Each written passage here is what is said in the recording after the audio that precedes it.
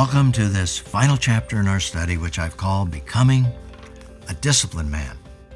The Apostle Paul was definitely intrigued with athletics, and he used athletic analogies to teach spiritual lessons. For example, in his last letter, just before he suffered martyrdom at the hands of Nero, he wrote these words to Timothy: "I have fought the good fight. I have finished the course. I have kept the faith. In the future there is laid up for me the crown of righteousness, which the Lord, the righteous judge, will award to me on that day, and not only to me, but also to all who have loved his appearing." Paul's analogies no doubt come from the Greek games that featured boxing, foot races, wrestling, and many other competitive sports. When Paul founded the church in Corinth, the Isthmian Games were already 500 years old, which were second only to the Olympic Games that trace their official record back as far as 776 BC. Winners received crowns made from pine branches. Now, we don't know if Paul ever attended these games while he lived in Corinth, but we do know that these athletic events were opened with a sacrifice to a sea god, Poseidon, a god the Greeks considered to be the protector of all waters. Paul would have certainly been offended. Nevertheless, Paul was very familiar with these games since he often used them to illustrate biblical truth. In fact, here is the longest paragraph using athletic metaphors which he later wrote to the believers in Corinth. Notice how Paul beautifully wove in applications to the Christian life as he used these analogies. "Do you not know that those who run in a race all run, but only one receives the prize? Run in such a way that you may win. Everyone who competes in the games exercises self-control in all things. They then do it to receive a perishable wreath, but we an imperishable.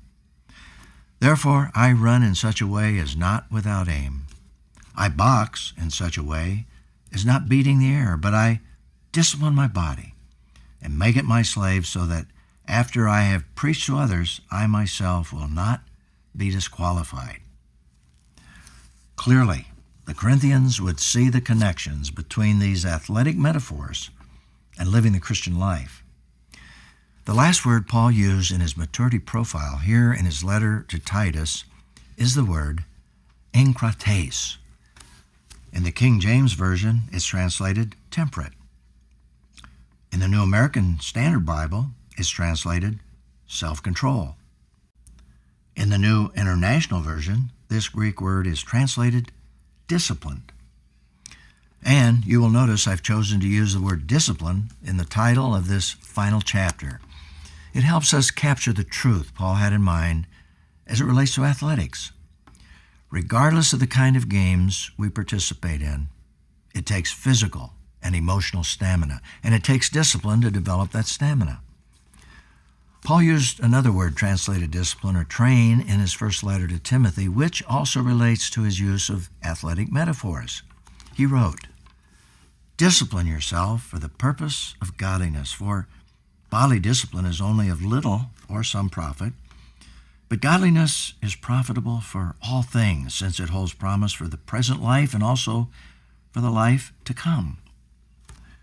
Here the word Paul used for discipline comes from the Greek word gymnazo.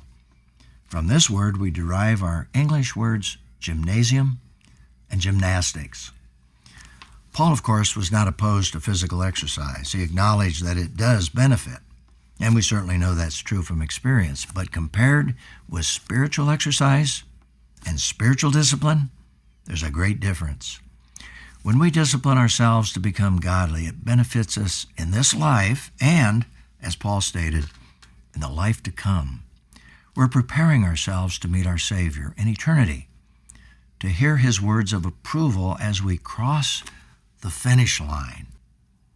"Well done, good and faithful servant."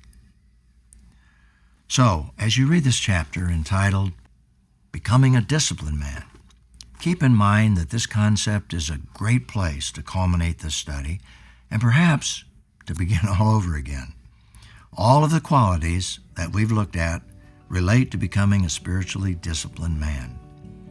But as we run the race, let's keep our eyes on Jesus, which comes from another great athletic metaphor, which we'll look at more in depth in this chapter. God bless.